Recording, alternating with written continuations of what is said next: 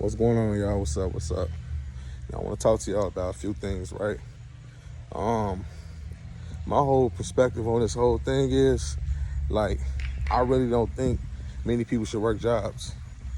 I feel like once we come into this truth and we start realizing what money really is, it's like everything else is bullshit.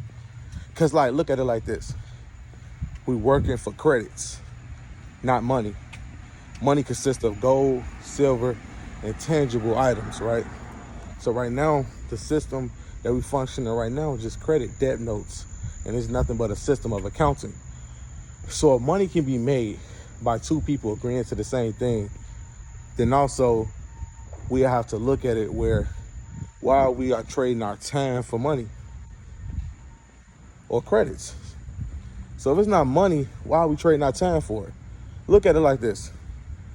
If Navy Federal was giving out $25,000 credit cards, right, to people who got basically barely even got good credit, and $25,000 after taxes is over 55% of people's income for a year.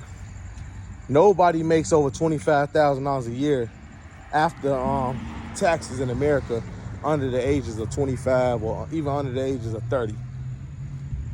So you can just imagine if a person was to maximize their credit and was to get the best history on their credit, and they was to utilize the banks, utilize the loans, and utilize the credit systems to their advantage, you could just imagine how rich people would really be. Now, the thing about it is, people always looked at credit, even as like kids, they always thought credit was like a game. They didn't thought credit was sufficient. They didn't thought credit was secured. They thought credit was pretty much like, something like, oh, it's credit, that's it. But people don't know the advantage they have. I know people right now with $50,000 credit lines. I know people with $30,000 credit lines, but they just don't know what to do with the money. And I tell them, like, if you work, you are trading off time for credit. And they just gave you your entirely yearly salary on one card and you're not utilizing it. And I look at that like, that's bad for business. So a lot of people got to take credit into consideration. And I really want to advise a lot of people in this generation to even work. Especially when you come across information like this. Especially if you got an 800 credit score. You should not be working. You should be sitting back in your room thinking of a credit plan. How can I come up with a credit solution where I could generate $100,000 in lending? Because if they give me $100,000 in lending, that's a store, that's a franchise, that's, hell, you buying 3 cars to resell them. That can be a business trip you can make. That can be, investment money if you want to be a musician, an actor, and etc. That can be for computer equipment. So a lot of people, they are trading time for credit. They're not trading time for money. They're trading time for credit. And the bank's giving you credit based upon what they see on the profile. So if I was able to maximize that credit, you can just imagine that I can have over 6 figures in credit. Over 6 figures. You talking about these banks is giving these people $50,000 credit cards? Like, look at it like this, right? I know a credit card from Navy Federal, right? They giving out $25,000 limits. Navy Federal giving out $50,000 limits. American Express got credit cards with hundreds of thousands of dollars in limits. And all you have to know is some of the loopholes that's in this credit system, and you can use it to your advantage. That's why I tell everybody, skip the money, just deal with the credit. Because understand this, right? Ain't no money. But they also need you to be in a position where they can feel like you are a good pleasure, right? Who is you like responsible enough to pay back a debt? So no bank want to get no knucklehead ass person, $100,000 so he can blow it. No, they want to see if you actually can invest it, if you actually strategic about some of your decisions as far as paying back. Responsibility is first, to protect your credit. Always be a responsible creditor at all times because you can use it to your advantage.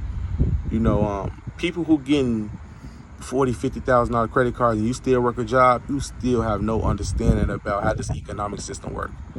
You are trading and consuming so much time into your job, and you can be doing that with your credit. You can be sitting back with those credit cards okay, this is gonna pay for this is gonna pay for that. I can do this with that. I can go to the car dealership and put $5,000 on each car, and I can get like 5 cars that's equal to 25,000, and I can put all of them on Turo, and I can maximize my repayment of those cars to 96 months, and I probably have a 8% APR or whatever the case might be, and these can probably make about $4,000 a car on Turo, and I could be paying back the credit cards like that. And like, it's so many like hacks, especially when you're an honest creditor.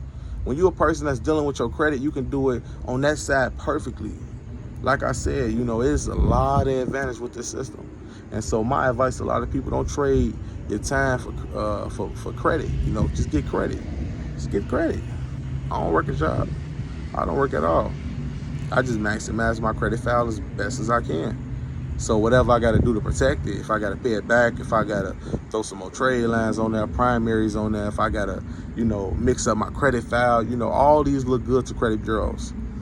So right now I got an installment loan on my credit. I got a rental loan on my credit. I got 2 credit cards on my credit. You know how good that look to banks.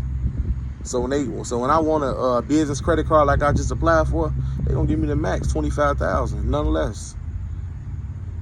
That's some people's whole yearly salary after taxes. So if you make $40,000 a year, after tax, you might be looking at 30.